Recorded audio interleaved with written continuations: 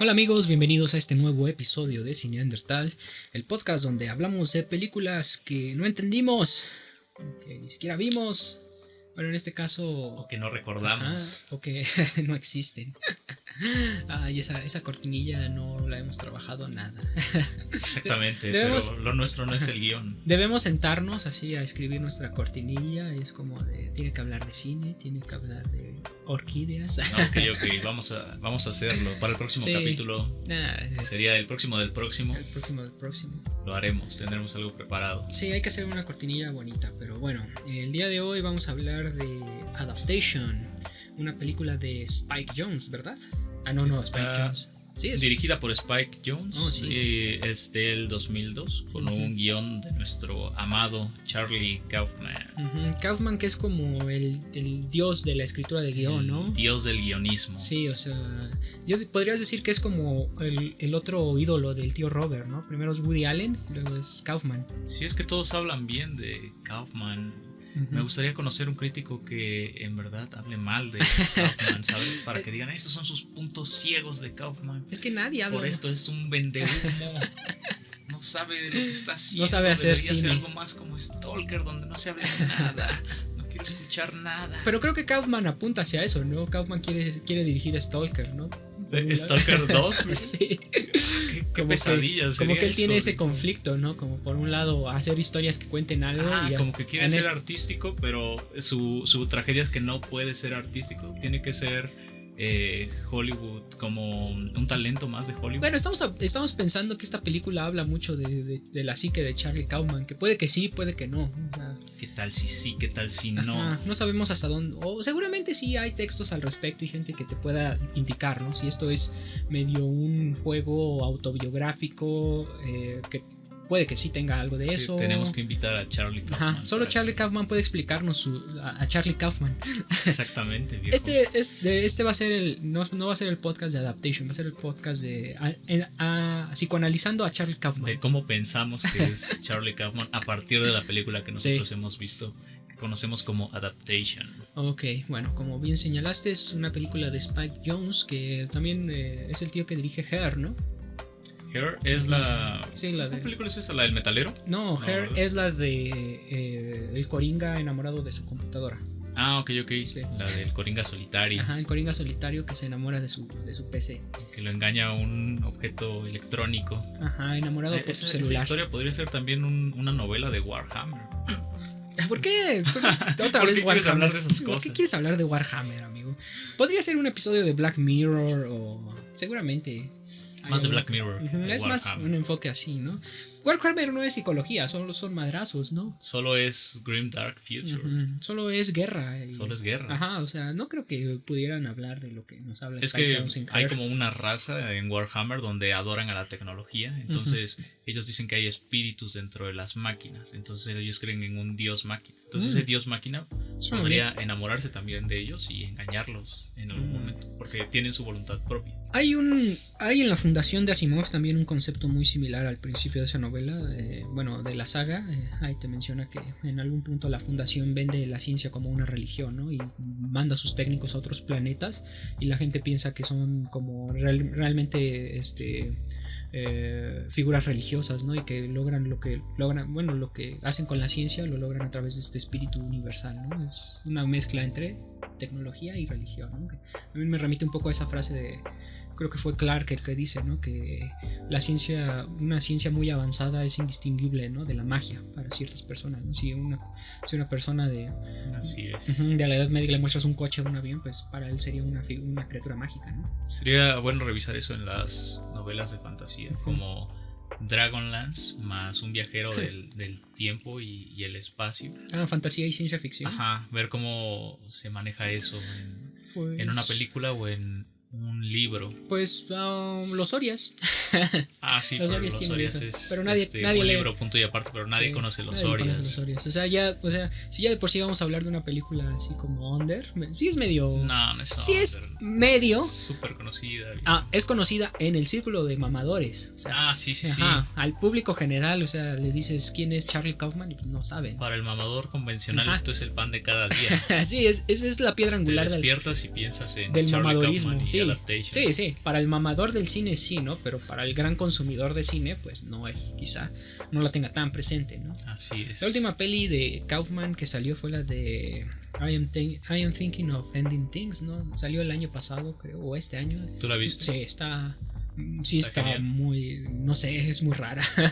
Es muy rara. ¿Cómo quieres que hablemos de esta película? Estoy pensando que podría ser buena idea. No puedo hablar de esta película. Retomarla a partir de preguntas. Por ejemplo, ¿qué es lo que crees que es el objetivo principal de esta película? ¿Cuál es el tema principal que le da cohesión a toda esta película? Porque es que tiene un poco de todo, ¿no? Está por todos lados. Tengo miedo. Y lo interesante del guión es que lo hace muy bien. Sí. A pesar de tener ritmos distintos, contar historias distintas y irse por todos los lugares que imaginó. Es demasiado.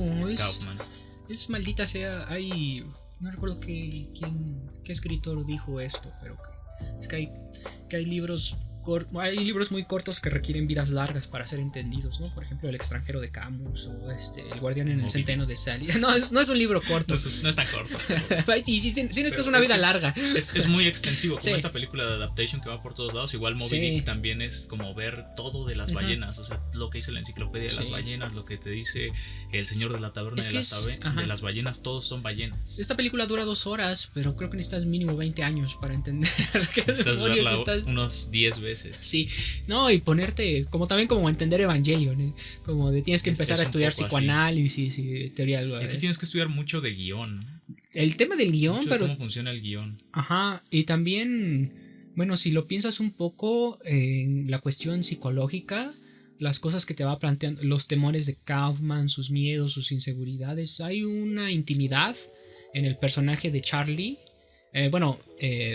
Este ejercicio que propones me resulta muy interesante porque es cierto, es como muy difícil narrar los acontecimientos como van de manera lineal, secuencialmente, y que tengan sentido en una plática. Pero a manera de sinopsis podemos decir, o de breve resumen, podemos decir que es una película que trata sobre un escritor de guiones,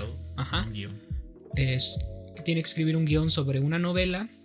Y está muy frustrado porque no puede, mientras por un lado tiene un hermano gemelo que está viviendo con él en esos momentos y que escribe de una manera más fluida, ¿no? Y no parece tener todos estos problemas que él tiene, ¿no? Eso es más o menos la sinopsis. Sí, en términos generales. Sí, ¿no? Podría ser eso. Bueno, sí, es que si nos vamos como al todo es imposible. Tenemos que ir fragmentando por cachitos, ¿no? Entonces, ¿qué pregunta te gustaría hacer al respecto? El Destripador.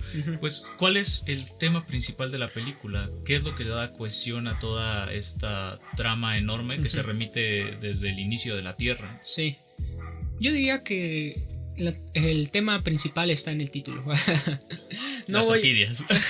Sí. No, eso es en español. No, Adaptation es un nombre en inglés, ¿no? En español lo trajeron así como el ladrón de orquídeas. Pero el libro sí se llama así, ¿no? Ah, y el libro dentro del. Pero el libro no existe. No, el libro sí es real. ¿Sí es real? Sí, lo escribió Susan Orlean. Es la periodista que hizo el artículo en The New Yorker. ¡Nani! Sí. ¿Es real todo? Es real, todo es real, viejo. Solo jugaron con tu mente. Acabas de romper mi último esquema. ¿Qué es real? ¿Qué es mentira, viejo? Viejo, ¿no escuchaste el podcast de Jamón Serrano? Sí, o sea, sí lo escuché, pero hace mucho, pero no recordaba que Susan Orlean era real. No le pongo atención. Solo presto atención cuando hay un chiste. Solo presto atención cuando son cosas divertidas. Sí. Sigo pensando que el tema general es el cambio, ¿no? También del libro es el cambio, la transformación. El cambio y la transformación. Creo que lo que puedes ver en esta cinta es que es una cinta o sobre cómo se escribe la base para una cinta.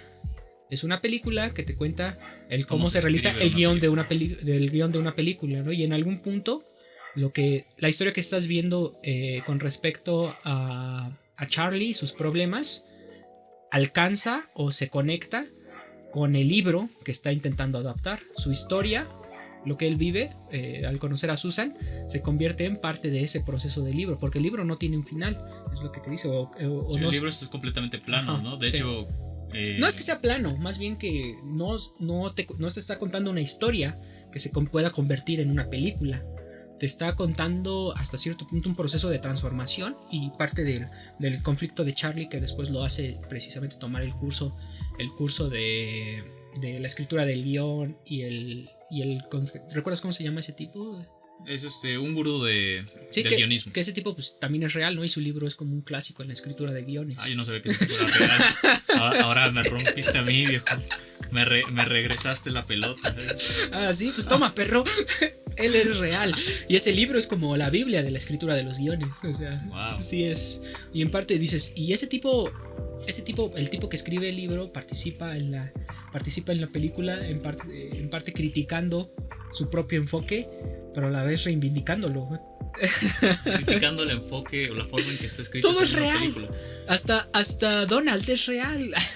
Lo que sucede es que mientras se desarrolla la trama, vemos cómo nos dicen cuáles son los guiones del guionismo. Y todos son los clichés del guionismo, cuáles son los errores del guión como tal. Y todos esos errores los aplica Kaufman los hace bien dentro de la película. Eso es lo interesante. Te muestra que Donald aplica esos clichés o esos elementos de la escritura y a él le funcionan, ¿no? También, o sea, bueno, Donald no es real, pero al final de la película te sale una dedicatoria a la memoria de Donald Kaufman. Sí. O sea, hace un juego de ¿ves? No se puede, ¿no?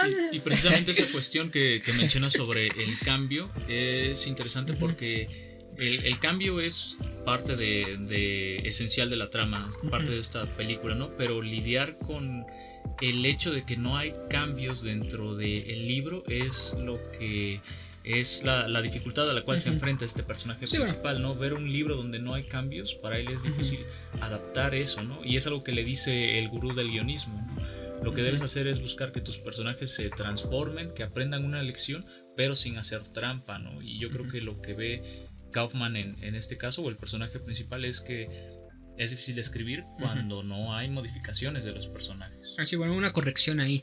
Robert McKee sí existe, pero no es quien se interpreta a sí mismo. Es un actor llamado Brian Cox, pero el libro es real y el personaje, bueno, y el individuo también, ¿no? Ok. Bueno, partamos también de la idea de que aquí, bueno, ¿quién es Charlie Kaufman, ¿no? Charlie Kaufman es un escritor. La película te lo plantea como un escritor de guiones, un guionista que es real, existe. Y además es muy exitoso. Bueno, es exitoso en el aspecto de que se reconoce su trabajo, ¿no? Venía de un éxito bastante importante, ¿no? Por ser en su guión anterior. John Malkovich. La historia de Cyrus el Virus. Cyrus el Virus profundo. Cyrus el Virus se convierte en el mundo. Cyrus el Virus Macbeth.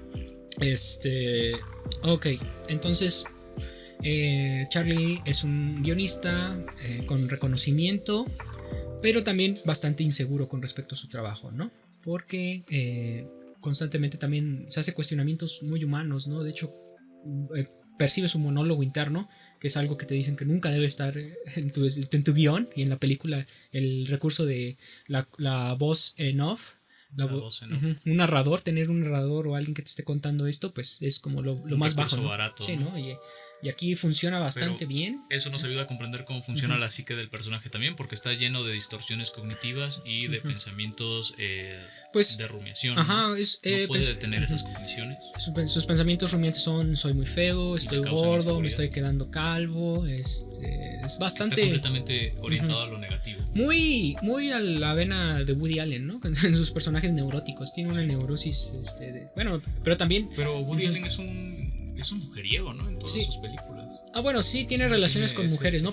Pero el protagonista en este caso también tiene estos rasgos de neurosis y también de. ¿Cómo se llama esta cosa de creer que siempre estás enfermo, que siempre tienes una patología? Hipocondríaco. Ajá, hipocondría, ¿no?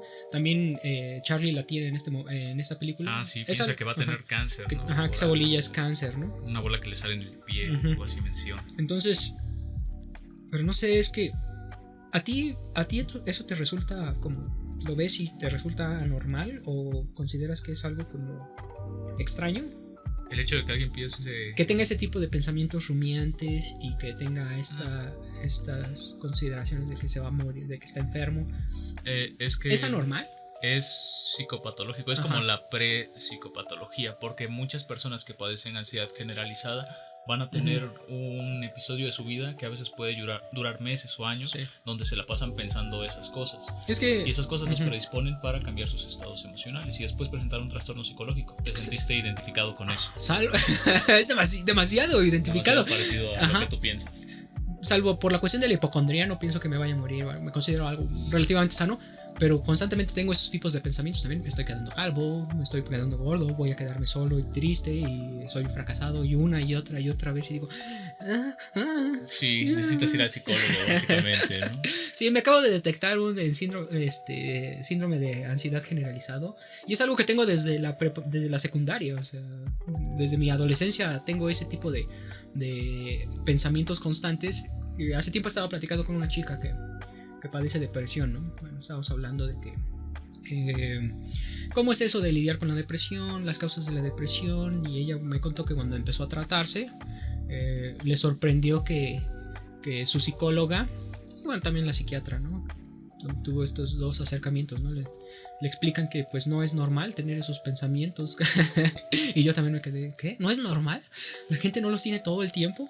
Es que sí los tienen, pero regularmente no les ponen mucha atención a esos pensamientos. Es decir, ¿en serio? No se desarrolla tanta rumiación como con las personas que sí presentan un trastorno. Entonces, sí es una variable que tiene relación directa con presentar como tal un trastorno propio de la ansiedad. Bueno, entonces ahí me queda de tarea, necesito atención. Esto no es un podcast, esto es una intervención. Atención psiquiátrica al respecto. Ok, está bien. Bueno, volvamos a. Muy bien, regresemos a la Kaufman. cinta. Dejemos de hablar de mi psique y hablemos de la de Kaufman. Estamos con la hipocondria. Ok, sí. Entonces, Kaufman tiene estos problemas. También vemos que él tiene éxito constante. Bueno, le va bien. Se le ofrece este proyecto para hacer la adaptación de la novela de este libro que sí existe. Oh, Dios mío, se llama El ladrón de orquídeas, de Susan Orlean. Wow, aquí yo vine a aprender, vine a descubrir cosas. Descubriste la cinta. Sí, descubrí el libro. La viste, pero no la entendiste. No, sí, creo que no la entendí. Creo que sí, bueno, sí entendí, o sí me creo mi propia teoría, mi propio esquema de la cinta, pero tiene muchos niveles. Es como una cebolla. Es como una cebolla. Tiene muchas capas. Ok. ¿Qué más? Pregúntame. ¿Pensado sobre la cuestión de los gemelos? ¿Qué significan los gemelos o por qué Charlie Kaufman quiso introducir este recurso tan barato dentro de su película, pero manejarlo también dentro de la misma? Bueno, gracias al director. Creo que en parte es como podemos decir que también esta película presenta ciertos retos, como que Kaufman dice, voy a tomar todo lo estereotípico, todo lo que te dicen que no debes hacer, como el recurso del gemelo exitoso, pues también es un recurso muy gastado, ¿no? Sí, se ve hasta en Los Simpsons. Sí, entonces al gemelo que sí le salen las cosas bien, voy a meter la voz en off, voy a todos esos clichés los voy a tomar y voy a hacer que funcionen. Como que es en parte un ejercicio. Lo de la personalidad doble, porque creo que en algún momento de la trama también el espectador se llega a preguntar, ¿no será que esa es una proyección nada más de No, es real. Charlie Kaufman? Sí, pero es real. Por un lado en la cinta él es real, ¿no? Pero creo que su existencia dentro de esa cinta parte precisamente del juego del self ideal, ¿no? El gemelo como el self ideal, que es socialmente aceptable, es más relajado, triunfa, que hace las cosas por medio de la fórmula y eso le sale bien. Sí, no, que para un creador pues bueno, hay diferentes escuelas, diferentes estilos, ¿no? Pero para lo que Charlie Kaufman, el personaje, se plantea, pues es como lo más bajo, ¿no? Lo más patético, el apegarte a las fórmulas. Un creador debe innovar, ¿no? Debe hacer las cosas de manera diferente. Sí, ese es su enfoque. Esa ambición artística, ¿no? Presentar algo nuevo y que la gente no diga esto ya se ha visto antes. Sí, ¿no? Digo, son perspectivas dentro del concepto de cómo hacer arte, ¿no? Creo que también hay a cada Kaufman, a Charlie y a Donald, le da una de esas cargas, ¿no? Le da una de estas ideas. Tú vas a defender, por un lado, esta visión más libre del arte, más espontánea, más experimental, mientras que tú vas a defender el aspecto de las fórmulas, ¿no? Y ambas funcionan. Eso es lo curioso, ¿no? No se decanta por ninguna. Ambas en su contexto funcionan, ¿no? Quizá para Donald las fórmulas le permiten hacer estos thrillers de acción, ¿no?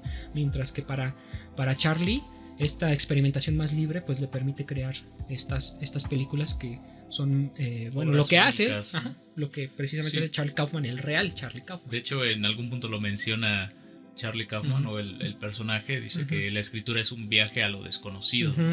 Y eso es lo que vemos que hace el personaje mientras se desarrolla la cinta, porque constantemente está grabando sus ideas, y esas ideas son algo que ya no puede plasmar en el guión, o sea, no lo puede llevar a cabo en la escritura, pero en la película tú estás viendo que sí lo logró. Sí, se vuelven, entonces, esos diálogos se vuelven la película. Sí, exactamente, te está platicando la película en distintos niveles, ¿no? Por un lado el personaje es un fracasado porque no puede llevar a cabo bien las cosas que está pensando, pero en la película tú ves que sí lo implementó de la manera correcta y adecuada. Es que es como que un juego en el que dice te voy a mostrar no solo la película, lo que ocurre en la historia, sino te voy a mostrar cómo llego a esas conclusiones también, y lo voy a integrar en una sola historia. Sí, cómo es todo el proceso creativo. Sí, eso es una... bueno, a mí me llama particularmente la atención porque pues me gusta escribir. Tú ya lo sabes, he intentado hacer stand-up y quiero seguir en esa vena, ¿no? Y ese proceso, quizá los que me escuchen digan, un pretendido estandopero haciendo un podcast, qué original. No es algo que se ha visto antes. Soy muy novedoso al respecto, ¿no? Pero siempre existe ese juego, bueno, y no solo en la escritura de comedia, ¿no? También me he puesto a leer un poquillo sobre la escritura del cuento, la escritura de la novela. Por ejemplo, Stephen King tiene su libro, ¿no? De Mientras escribo, ¿no? Ahí te da los tips de escritura, te da las cosas que él aplica, pero por un lado es eso, ¿no? Hay toda una... Por ejemplo, está ese libro de Stephen King, Oscar de la Borbolla tiene su manual de escritura, tiene también un libro de... ¿Murakami no tiene algún? No recuerdo, pero por ejemplo... sobre correr, ¿no? Cortázar también tiene algunas cuestiones sobre él, cómo escribe, o sea, también lo puedes tomar como eso, como un manual de cómo escribir al estilo de... al estilo de Cortázar. Está Hemingway, da en algunas entrevistas, tiene entrevistas donde escribe su proceso. Tiene este libro de París era una fiesta, donde pues él propiamente, no podemos decir que es un manual de la escritura, pero habla sobre cómo escribe, ¿no? Y al momento de narrarte su proceso, pareciera tú como lo conceptualizas es a la hora también de convertirlo en fórmulas, ¿no? De voy a aplicar esto, ¿no? Ray Bradbury tenía su decálogo, o sea, sobre la escritura, también daba consejos, daba tips. Más que por un lado el decirte precisamente qué escribir, te dicen cómo escribir, ¿no? Te dan una metodología. ¿Cuáles son las pautas que se deben de seguir? Es que creo que la creación artística involucra esos dos aspectos. Por un lado, el tener consciente las fórmulas, los principios, pero también el darle rienda suelta darles rienda suelta a tu creatividad. Pero hay que saber plasmar eso, ¿no? Y no solo cristalizar. Y es que también, o sea, tú debes preguntarte, ¿no? El por qué creas arte o por qué estás haciendo esto, ¿no? La primera respuesta al artista novato o al que recién se integra es que te dice es porque quiero decir algo, quiero expresarme, ¿no? No escribo para los demás, escribo para mí mismo. Quiero clarificarme, ¿no? Pero la obra de arte no tiene sentido sin espectador. Sí, no, o sea, y ese es el siguiente, y ese es un nivel ya un poco más avanzado con respecto a la creación artística, ¿no? Cuando el creador se da cuenta de que no lo está haciendo para sí mismo, para demostrarse algo, para explicarse algo, lo estás haciendo en función de los otros, ¿no? Un chiste solo llega a ser un chiste cuando los demás se ríen, ¿no? Una obra de arte solo llega a ser tal cuando la gente la aprecia como tal. Sí, tienes que contextualizarlo todo como una interacción, no solamente como realizar un producto y que el producto se quede pues en un libro o en una computadora, en un archivo. Tiene que ser confrontado por el público, y ya el público pues se dedicará a hacer lo que hace con todas las obras, como decía Bob Dylan, ¿no? Destrozarlo y malentenderlo y nunca comprenderlo como el artista quiso que se interpretara, ¿no? Seguramente si Charlie Kaufman escuchara esto diría, no entendieron nada, ¿no? Yo no quería decir nada de eso. Yo solo quería cobrar mi cheque. Significa que yo siempre quise un hermano, en verdad, entonces... Pero bueno, creo que Kaufman también es consciente de que la gente va a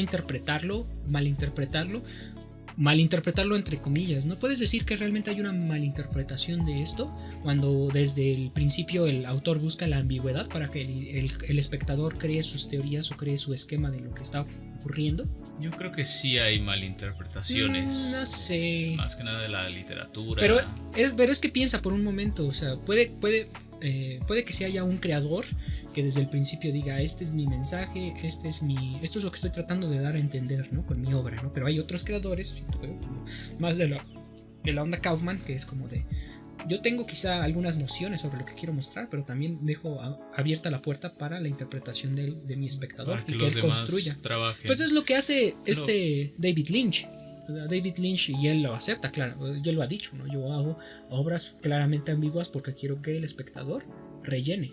La cuestión, yo creo, es que el que interpreta trata de apoderarse, de capitalizar la obra del otro, y haciendo este ejercicio, si hace una buena interpretación, lo que hace en parte es resignificar la obra, y es como crearla sin haber creado algo. Es decir, no, se pero está sí apropiando creas de las cosas. Ajá. Hay un proceso de internalización, internalización, pero es que interiorización, eso que es demonios. Bueno, es que estaba leyendo, por ejemplo, mucho a Vygotsky, ¿no? Y ese tipo dice en su esquema del desarrollo infantil que el niño internaliza los procesos sociales, bueno, pues sí, la información que viene de su entorno social lo interioriza y lo convierte en suyo propio, ¿no? No es que aprenda de manera literal lo que significan las palabras, ¿no? Sino que él mismo le da un significado, es un proceso constructivo. Entonces siento que ocurre algo similar con este tipo de apreciación artística. No digo, es que si creas. Es la interacción, pero, o sea, tú no creaste el producto artístico, porque yo sé que no puedo escribir un guión como lo hace Kaufman. No, jamás. Ni puedo dirigir como dirige este director. Spike Jonze, pero lo hicieron los dos de cierta forma, en que yo puedo interpretar algo nuevo. Y un ejemplo de eso es, por ejemplo, Get Out. No sé si recuerdas esta escena de comer el cereal y la leche aparte. Que alguien puso una interpretación de: oigan, esto significa que la chica era una racista porque decía las cosas no se mezclan, lo negro es una cosa y el blanco es otra cosa. Y Jordan Peele dijo: nunca lo pensé así, lo pusimos porque se veía muy loca, pero pues es una buena interpretación. Entonces, por eso te apoderas de la obra, porque de esas cosas que ha dejado vacías el creador, tú les das un significado, y si es lo suficientemente bueno, pues es algo que creaste, ¿no? Si lo piensas, vamos a quedar con esa idea. Pero la obra solo existe cuando es percibida. O sea, si nadie viera Adaptation, o sea, supongo que se hace, pero jamás es proyectada, ¿no? O sea, puedes decir que realmente existe Adaptation, existe la cinta, existe físicamente. Pero si no es percibida, si no es interpretada, no tiene una existencia social. Existe. Entonces yo podría decir que hasta cierto punto, al menos, el arte solo existe cuando es percibido, cuando es analizado, sobreanalizado, malinterpretado. Entonces también te digo, todo esto venía a colación porque pues, la discusión era de ¿se puede malinterpretar? Creando, ¿no? Digo, para empezar, yo siento que esta cinta no puede ser malinterpretada porque necesita ser interpretada para poder existir.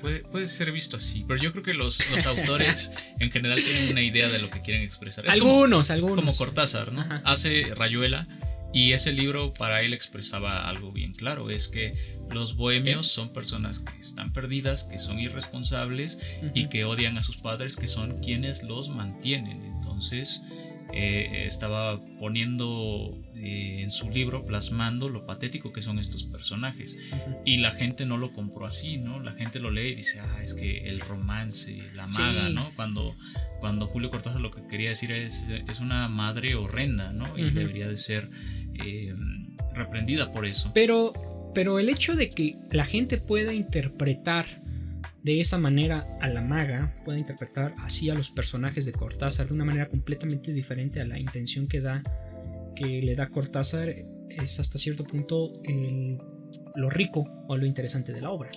No, eso es una equivocación. Es que tú nada más. No es una equivocación. O sea, habla más de la psique de las personas y cómo están ideologizadas, cómo están conquistadas, cómo están sujetadas a la ideología. Pero puedes decir que exista un creador que no sea consciente o incluso no fomente esta cuestión de la interpretación, de la ambigüedad, que haya cierta ambigüedad en su obra para que surja la interpretación. Porque si una obra es completamente clara, si una obra es completamente entendible, no es interesante. ¿Qué obra es así completa? ¿Qué obra existe que sea completamente? ¿Sabes qué? Si es preciso completamente. Pues, Marvel. Yo iba a decir un manual de ensamblado o de cómo. De manual de instrucciones para el uso de tu pantalla o para el uso de un dispositivo electrónico, cualquiera de esos. Eso es precisamente algo que no se está prestando a ningún tipo de interpretación. Es lo que es y punto. Y ve qué interés te puede generar un material de ese tipo. Sí, pero yo creo que el autor tiene como una idea general. Y esa idea general le llega al público, a veces no al 100%, pero sí a un 60 o un 40%. Y a partir de lo que se puede generar interpretación es como el público llega a generar nuevos significados. Pero es que, son cosas que el autor no había pensado. Nosotros como público creo que no deberíamos buscar el entender completamente la obra o desde la perspectiva del autor, porque eso es como castrarla, o sea, limitar su potencial para la propia inventiva, para la propia interpretación, limitar la misma obra, limitarla a la interpretación que el autor le da. Es como quitarle el 90% de su riqueza, ¿no? Más, o sea, porque tienes el escritor es hasta cierto punto también un lector de su obra. Además de que la crea, él la está entendiendo, la está interpretando, ¿no? Esa interpretación es su interpretación, ¿no? Pero la interpretación de otros lectores enriquece o aumenta el valor de esa obra.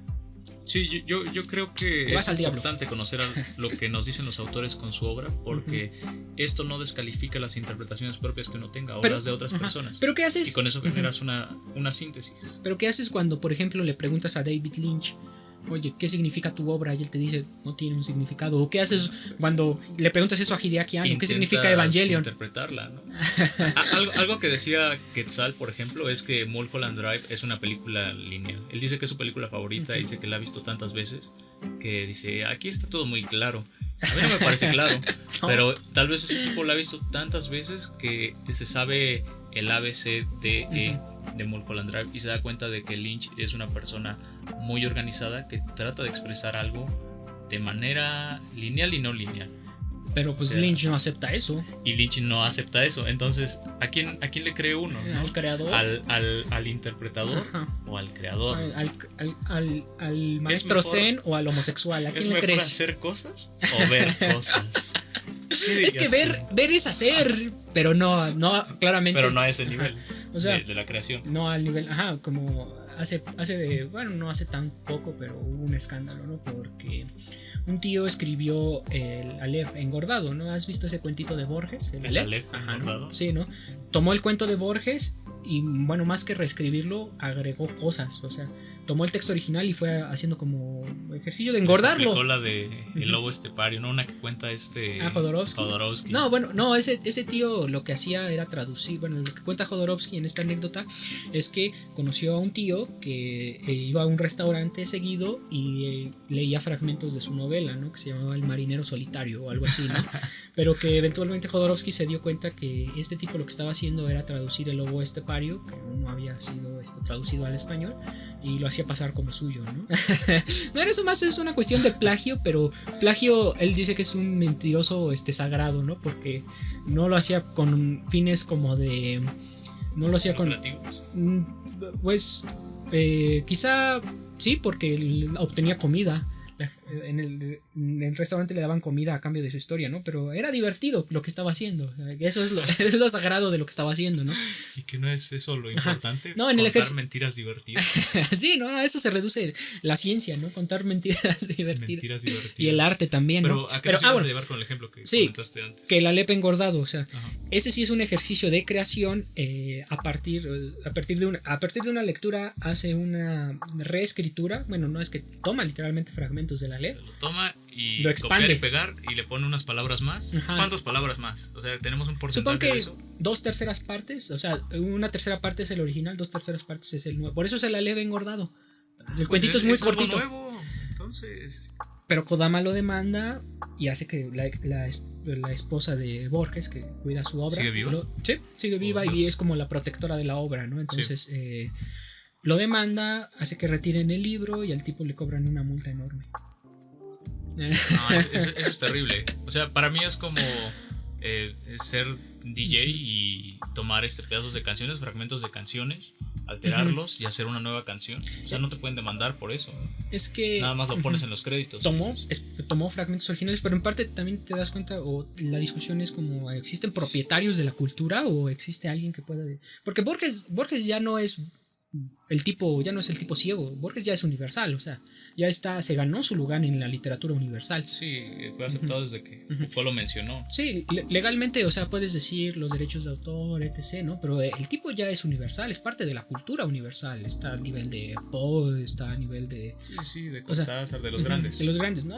O la epopeya de Gilgamesh, puedes decir que tiene derechos de autor, le pertenece al pueblo babilonio, no, pertenece a la humanidad. A la humanidad. Yo digo que Borges le pertenece a la humanidad, yo digo que en general cualquier obra de arte le pertenece a la humanidad. Es como funciona el juego aquí, ¿no? ¿Quién está vivo y quién no? Como no tenemos a los descendientes de quien escribió la Ilíada, Homero, pues no hay nadie que reclame y dicen, pues es del pueblo, o sea, todos, bueno, igual, todo es libre, es para todos. Hay cierta legislación, ¿no? Que te cuando dice, hay alguna persona que es un familiar, dicen, no es de todos, es de alguien. Sí, bueno, y que haya herederos, ¿no? Y que también hay cierto paso de cierto tiempo que debe transcurrir entre la muerte del autor y el punto en el que su obra ya se vuelve del dominio público, ¿no? O sea, es que es legislar sobre la creación artística o sobre la cultura.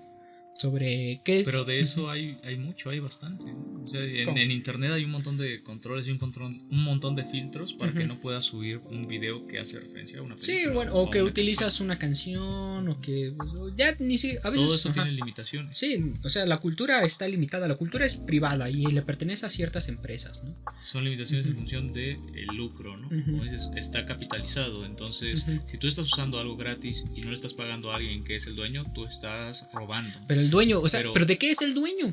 Es el dueño de la cultura. De la cosa, del catálogo. O sea, puedes decir, yo compré el catálogo de Michael Jackson compra el catálogo de los Beatles, ¿no? O sea, no solo está comprando como tú. ¿Qué fue lo que compró? Las piezas originales de donde se graban. Ajá, los masters de cómo salieron en el disco. Sí, pero también está comprando los derechos de la. O sea, no necesitas poner los masters para reproducirlos en una estación de radio. Estás reproduciendo una copia de esos masters. Y aún así, Michael Jackson obtiene beneficios porque se está reproduciendo el material. No el material físico que él compró, sino la información. La información, una copia de la información. O sea, te digo, es dueño, o bueno, era dueño de un fragmento de la cultura popular. Exactamente, sí. Es que era dueño de una idea. Es como si yo te digo, quiero comprar el concepto pero, o quiero comprar el concepto de las manzanas. El asunto es qué es arte y qué no es arte, porque si fuéramos lo suficientemente inteligentes, podríamos decir, nosotros vamos a agarrar la obra de Homero y nos vamos a hacer dueños de esta, y ahora quien la reproduzca por cualquier medio nos va a tener que pagar a nosotros, porque a nosotros se nos ocurrió ser los dueños de esto. Pues en parte, y los jueces van a determinar si eso es algo válido o no. Es como el truco también de Disney, ¿no? Como con sus películas de princesas. Yo hago mi película de mi princesa, Blancanieves, y ahora Blancanieves es un producto registrado, cuando era un cuento popular que se contaban los europeos desde siglos atrás. Es algo que le pertenecía al pueblo, ¿no? de los bardos para el pueblo. Sí, ¿no? Eran historias populares, ¿no? Y de repente llega una empresa, capitaliza el concepto, capitaliza la idea y ahora tienes que pagar. Y ahora tiene... Bueno, no. Tiene dueño. Puedes hablar de Blancanieves, puedes hablar de los 7 enanos, del referente cultural, ¿no? Pero si se parece en algo al referente de Disney, ahí es donde empiezan los problemas legales. Lo que pasa es que ahí hay una inversión, o sea, tú creas algo a partir de algo que le pertenece a todos, pero ya aquí le pagas a alguien, ¿no? Porque dices, le tengo que pagar a los dibujantes, le tengo que pagar a los músicos, le tengo que pagar a los que hacen las vocecitas, y cuando tienes que pagarle a alguien, de pronto eso como que lo hace más artístico, como que lo hace más privado, y cuando algo es privado es cuando puedes capitalizar con eso. Pero de repente tú ya sacas tu producto, obtienes tus ganancias, etc., y te adueñas, o sea... Como de nuevo el ejemplo de los Beatles, ¿no? O sea, pues sí, fue el trabajo de muchas personas el que se crearan esas canciones, ¿no? Que los escribieran, los arreglos, que se grabaran, que se difundieran, etc. Pero llega un punto en el que esas canciones se graban en la cabeza, ¿no? Se graban que ya le pertenecen a todo el mundo. Culturalmente hablando, ¿no? Pero pues puede llegar alguien que te rompa las piernas porque utilizaste Let It Be en tu video. Que te demande. Y demandas, o sea, de algo que está en tu cabeza. O sea, piensa que las canciones que tienes en la cabeza que te repites de Farruko porque es lo que escuchas. Salir con tu mujer, tú la puedes cantar en tu cabeza, pero esa le pertenece a alguien, es propiedad de alguien. Sí, ¿quién lo diría? Le pertenece a él, pero nosotros lo vivimos, viejo. Entonces es nuestra en otro nivel, en un nivel más profundo. Y a la vez si lo piensas así, o sea, una parte de tu experiencia personal, de tu vida íntima, le pertenece a alguien más legalmente. Pues, es muy raro, ¿no? Es todo muy raro. Estamos viviendo vidas que alguien más ya escribió, que alguien más ya contó. Solo salí con tu mujer y Candy, ¿no? Candy, exactamente. Sí, pero en general. Muy bien, regresemos a la película. ¿En qué nos habíamos quedado? Sí, a la interpretación, La interpretación y el arte. Ajá. ¿Qué otros elementos son importantes? El asunto de la pasión, yo creo que es algo que también abordan dentro del libro.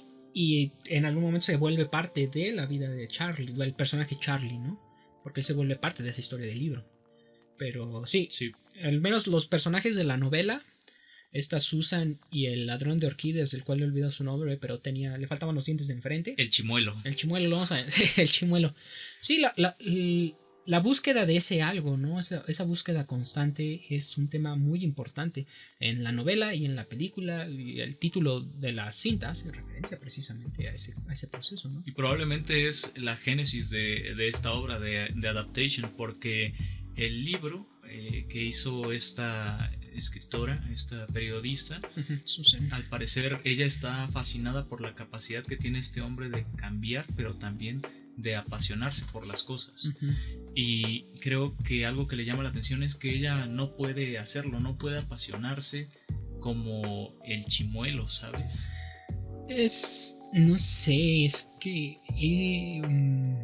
bueno, a mí me llama particularmente la atención toda esta dinámica que se da entre la reportera y el chimuelo, porque sí, el chimuelo le muestra el chimuelo le muestra palabras limpias, le muestra una faceta de la existencia que creo que no sé, como que en esta sociedad particularmente es algo que buscamos mucho, ¿no?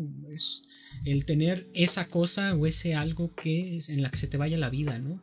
Hasta cierto punto es una exigencia social, ¿no? El hecho de que tú en tus redes subas que, mira, yo sé cocinar, o yo practico pole dance, que o hagas lo que te gusta, yo tengo lo, que hagas tu pasión.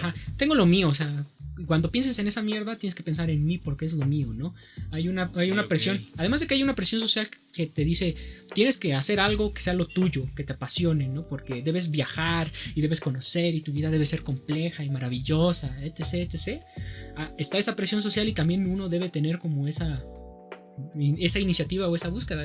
¿Tú tienes eso, Andrés? ¿Esa pasión? ¿Tienes una pasión? Yo diría que es hacer estos podcasts. ¿Y por qué son tan malos si te apasionan tanto? Pero sería lo interesante, lo que me agrada. Sí, eso es tu pasión. Claro. No sé, es muy triste, ¿no? Es muy patético. Parece triste, pero no lo es del todo, viejo. Porque no sé, no creo que estás manchando el concepto de la pasión del chimuelo con tu gusto por el podcast. O sea, ¿tú crees que el chimuelo estaba a otro nivel, ¿no? Deben ser como las del mismísimo chimuelo? Sí, no, o sea, el chimuelo, si tú aplicaras lo del chimuelo, ya estarías así como de, pues hay que meter una consola y vamos a no innovas nada en esto, viejo. No estás innovando. Algún día serán mejoras, serán cambios. Se vienen lo dudo. Ya es como el episodio 40 y tantos, viejo, y venimos haciendo lo mismo desde el episodio 1. Es que el cambio es lento pero constante. No hay pasión en esto. Es más como hacer el amor por compromiso ya. Dios mío, eso suena horrendo. Sí, es la verdad. Estás acabando con este podcast. Esto jamás tuvo pasión, amigo. Esto ya es como así, pues es lo que se tiene que hacer, ¿no? Es mi obligación. Ok, entonces es como la obligación de que eres estandopero y tienes que hacerlo porque eso es lo que hacen todos los estandoperos. Sí, o sea, es un trámite, viejo. Ajá. O sea, pues no percibo tanta pasión en esto. Yo he intentado, por Dios que lo he intentado, pero tampoco la tengo. Es que, bueno, no sé, te confronta, ¿no? El tema de que al chimuelo se le vaya la vida de repente en esto y de repente en lo otro. Como que es difícil encontrar a alguien. Yo digo que la peculiaridad del chimuelo. ¿Dedicado en algo? Ajá. Bueno, digo ahorita que, de nuevo, volviendo al tema de Vygotsky, ¿no? Este tipo pues era un erudito, un genio. Su primer interés es la crítica literaria. Después empieza a hacer se dedica a la educación, empieza a ser maestro. Y durante sus últimos 10 años de vida es cuando se acerca a la psicología, ¿no? Y él lo trastoca todo, ¿no? Genera sus revoluciones, se vuelve como el máximo exponente de la psicología soviética en un periodo de 10 años. El tipo había estudiado derecho y filosofía, eso era su formación, ¿no? Como que la psicología nada más se metió así como, a ver, ¿qué está pasando aquí? Era como su pasatiempo al principio y después fue su profesión. Ajá, pero si hubiera vivido quizá más, de repente hubiera dicho, pues ahora quiero escribir poesía, ¿no? Creo que hubiera dejado la psicología parada. Como, ¿recuerdas al tipo que hizo William? El que hizo este libro sobre la psicología. Que era el libro de texto de 1900. William James. William James, el filósofo. Él hizo ese libro que era como el libro de texto de la psicología de 1900 para adelante época. En Estados Unidos, y dejó de ser psicólogo. O sea, hizo el libro de texto básico de la licenciatura en psicología. Y dijo, esto no es para mí, yo soy filósofo. Se dedicó a la filosofía lo que restaba de su vida. Y pues no lo recordamos. Bueno, sí, como filósofo no es tan particularmente recordado, al menos en nuestra área. Pero es parte de la historia de la psicología. Sí, no, y te digo, bueno, a mí particularmente el caso de Vygotsky me resulta llamativo porque también en algún momento dice su primer acercamiento al mundo académico fue la medicina. Se puso a estudiar medicina y no le gustó y se cambió de carrera, ¿no? Entra a derecho, luego hace algo de filosofía, luego se dedica luego a la crítica literaria, luego a la educación, luego a la psicología. Son cosas muy diferentes o muy distintas. Quizá en el plano académico, algo similares, pero en general son temáticas completamente diferentes, ¿no? Y salta de una cosa y a otra y lo hace bien. O sea, lo peor de todo es que al ser un genio, no es como ese meme del tipo de yo hago pintura, bailo, hago música. ¿Y cómo lo haces todo? Pues siendo terrible en todo. Todo, ¿no? Lo hago mal. Pues el chimuelo es si lo hace bien, ¿no? No le puedes reclamar algo a una persona sin dientes, a una persona normal, algo que hace un genio, o sea. Y sí es un genio, si lo piensas, ¿no? El chimuelo es en parte un genio. Sí, creo que es un genio de las ganancias, ¿no? Como que siempre ve en dónde puede capitalizar algo, ganar algo, pero no lo hace. No le va bien del todo. Ajá, o sea, no es rico. Nunca lo logra. Ajá, no es rico, pero su motivación no es como tal el efectivo, sino que un día se interesa por las tortugas, su las estudia. Es interior. Ajá, sí. Se vuelve como el gran teórico de las tortugas, luego lo deja y empieza a estudiar peces, se vuelve el gran estudioso de los peces y después deja de ir al mar. Ajá, y le abandona el mar y le sigue gustando, pero va saltando y es como de... ¿Cómo ditres? O sea, ¿cómo ocurre eso? No sé, parece que en la película hay un apartado donde relatan cómo los insectos se enamoran de las flores. Sí, ¿no? Y que bailan. Y lo que nos explica el chimuelo es que cada flor tiene una forma específica que atrae al bicho. El bicho no lo sabe y la flor no lo sabe, pero está sucediendo un proceso que tiene consecuencias a nivel mundial. Sí, y tal vez aquí hace referencia a que la pasión es algo que surge así sin que uno se dé cuenta, sin que uno esté consciente de que eso en algún punto de nuestras vidas nos va a golpear y esperamos ser consumidos por eso, ¿no? Porque esa es la idea romántica que tenemos de la pasión, pero yo creo que la pasión más que otra cosa es práctica. Es algo más frío. Involucra el que te adentres a ello y practiques y alcances cierto grado de maestría, ¿no? Pero debe haber como gasolina en ese motor, ¿no? Que precisamente sea tu propio interés por ello, ¿no? Creo que sí es muy llamativo y pues la reportera por un... Sí, esa gasolina en el motor me remite al dualismo cartesiano. Es un tanto dualista, pero pues no estamos hablando de psicología científica, estamos hablando de interpretación artística. De pseudociencia. Sí, esto no es pseudociencia porque no pretende ser ciencia, es una obra artística, ¿no? Protociencia. Es un individuo... Teoría de la motivación. ya está más aproximado Dios mío. A un enfoque psicológico. Pero, de hecho, Vygotsky antes de morir se estaba interesando por la psicopatología, la teoría de la motivación, o sea, posiblemente ya iba a dar un salto y... Demasiado tarde, no te tocaba. Sí, 40 años, hijo, o sea, y solo... Demasiado joven. Sí, o sea, pero te digo, es llamativo y a la vez, creo que en parte el amor de Susan por él... como tú bien mencionas, pues es que ella no tiene ese algo que la apasione, o quizá en algún momento el periodismo fue a eso que lo apasionaba, pero se acostumbró, ¿no? Obtuvo la vida citadina y ya no pudo dar ese salto, no pudo seguir. Pero te digo, esto es como la voluntad de poder que tienen los pobres, y es lo que decía Zizek sobre la dialéctica del Titanic, ¿no? Que es la rica se enamora del pobre porque los ricos se quieren chupar la vitalidad que tienen. Los pobres, ¿no? Que a pesar de la vida que tenemos y de las dificultades que enfrentamos, siempre tenemos esa capacidad de la fiesta, ¿no? O al menos en el mexicano es algo muy palpable que en la fiesta logra quitarse la máscara. Pero es terrible porque yo tengo la actitud de Rose y la pobreza de Jack. Bueno, tú tienes la doble pérdida, pero de ahí puede surgir algo nuevo. Algo nuevo y triste. No sé qué va a ser, pero va a ser algo triste.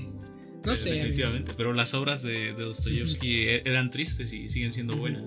Se puede ser triste y puede ser sublime. Sí, no sé, pero yo siento que estoy un poco como... Ya de nuevo volvemos a la intervención, ¿no? Pero siento que no tengo esa genialidad. Solo soy un tipo que se interesa por...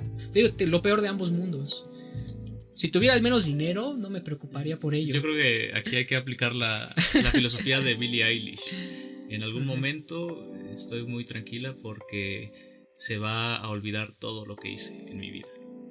Voy a ser completamente olvidada. Entonces es la dialéctica contraria a la de Gilgamesh, relato de Gilgamesh. Sí, buscar la inmortalidad. El hombre ha buscado durante años, miles de años, la inmortalidad, y el paso que nosotros debemos de dar es el contrario, buscar ser olvidados. El anonimato. Pero se siente como un fracaso. De hecho es algo que mencionan en esa película, ¿no? Que abandonas tus pasiones con la sensación de que... Sí, pero no. Pero si lo piensas en términos cuantitativos, cometemos más fracasos que aciertos. Sí, todo el tiempo. Y si pensamos que todos esos errores se van a olvidar y que nuestros aciertos no van a ser recordados también, digamos, es más valioso lo que se olvidó que más importante que se recordaran nuestros aciertos. Te iba a decir, ahorita que estás hablando de errores, creo que tenemos el error de no estar grabando nada. No es cierto, sí. ¿A tanto aprecias los errores? Pues aprecia este perro. Pero era un error que iba a ser olvidado en algún momento, entonces iba a estar bien, ¿no? Iba a estar bien. Okay. Todo está bien, amigo. No pienses en los errores. No sé, pero bueno, ok. Entonces está esta dinámica también. Está la dinámica de Charlie y Donald. ¿Qué otra? Los insectos, ¿sabes qué me gusta mucho? La escena del final, ya cuando se empieza a fundir la historia de ¿es el cazador de orquídeas? ¿De Charlie y el chimuelo? Del chimuelo y Charlie, y están ellos dos hablando, Charlie y Donald.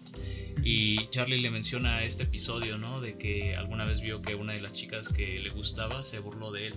Y Donald le dice que él no está definido por las cosas que lo aman, el amor, sino por el amor que él siente por las demás cosas o las demás personas. Y yo creo que eso es una filosofía de vida también importante, y es algo que podríamos llegar a aplicar, o al menos debemos de cuestionarnos cómo orientar nuestra vida hacia esa clase de conceptualización para vivir mejor. Es una síntesis de un principio, ¿no? Que en este caso Donald adopta, ¿no? Y vemos que tiene resultados porque hace que la vida de Donald y la de Charlie sean completamente diferentes. O sea, mientras que por un lado a Donald, en efecto, ¿no?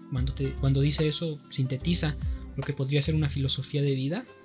Cuando miras hacia atrás, pues ves que es una filosofía de vida fértil, ¿no? Porque él lo ha hecho feliz, lo ha hecho él se lo ha pasado bien, socialmente aceptable. Y es un recordatorio constante en la película que su hermano, a pesar de que está pasando por un mal momento, tiene momentos de felicidad, consigue una novia y se va adentrando. ¿Quién?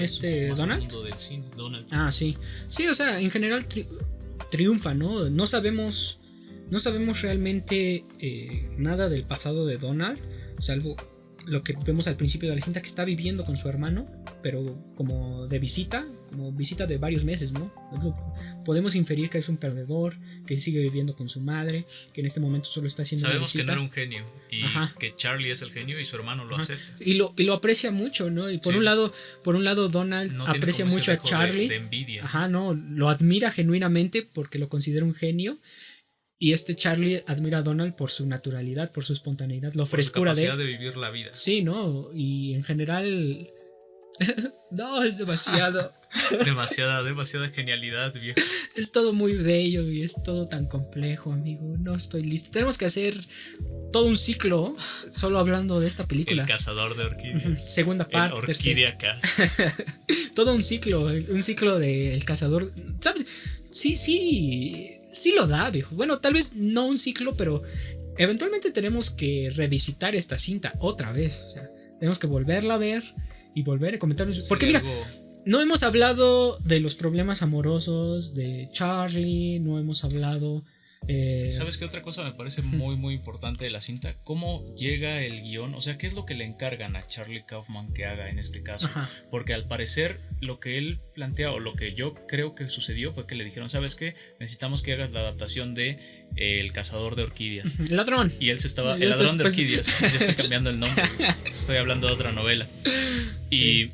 Y al parecer él se queda como este atasco creativo, empieza a vivir todo eso y a partir de eso genera esta obra que no es ni lo uno ni lo otro, ¿no? Es como una combinación de sus frustraciones y una combinación de lo que él vio en el libro, porque al final lo que expone en la película no es el final del libro de El Cazador de Orquídeas. Ladrón. El ladrón de Solo orquídeas. robaba, no cazaba. No cazaba. No se mueven, viejo, no las Es puedes cierto, cazar con tu rifle.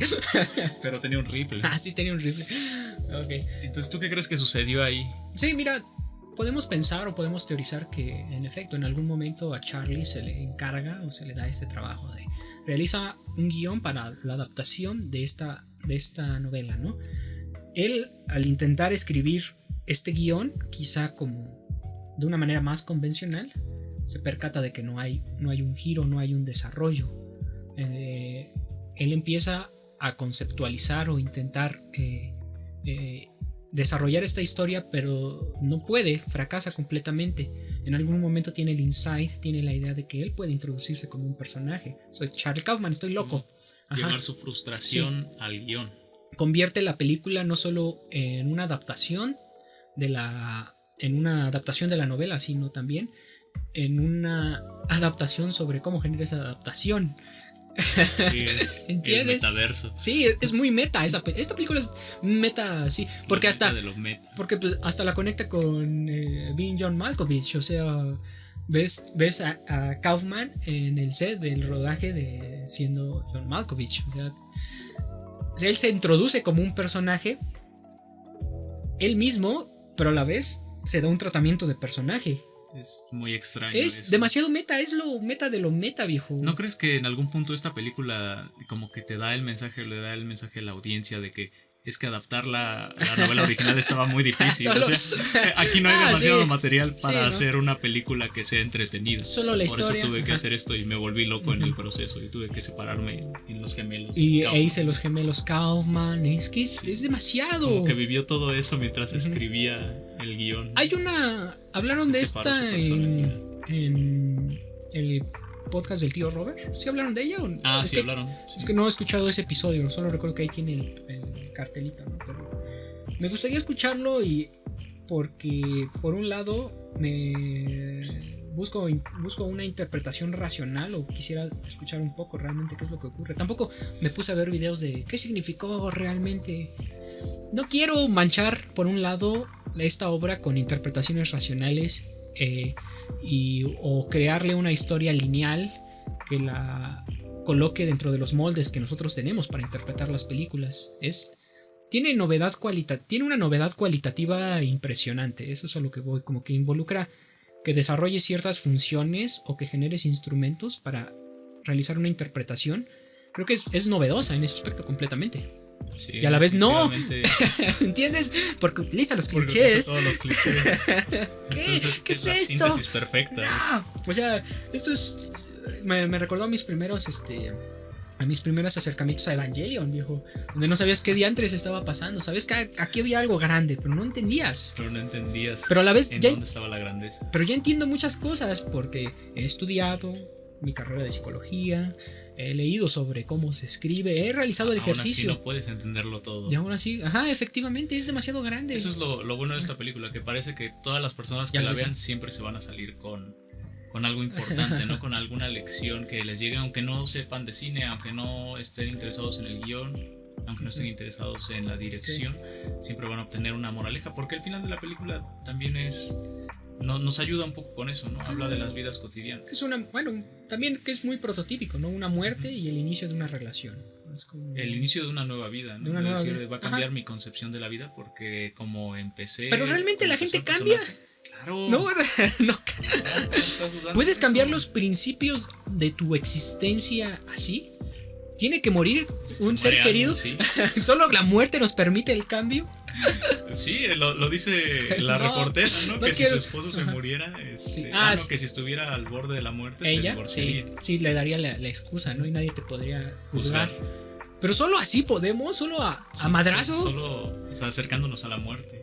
Pero es que eso deja muy mal, o sea, deja muy mal parado a todos los que buscamos un cambio, ¿no? Como al final de Mad Max, ¿qué será de todos los que seguimos caminando en esta tierra yerma? O sea, yo soy de los que siguen caminando en esta tierra yerma y me estás diciendo que solo la muerte puede generar eso. No, la cuestión es que es como la... Quiero cambiar, Kaufman, dime cómo. Es como la entrevista motivacional. Muchos pequeños, o el modelo se llama transaccional de la motivación. No lo conozco.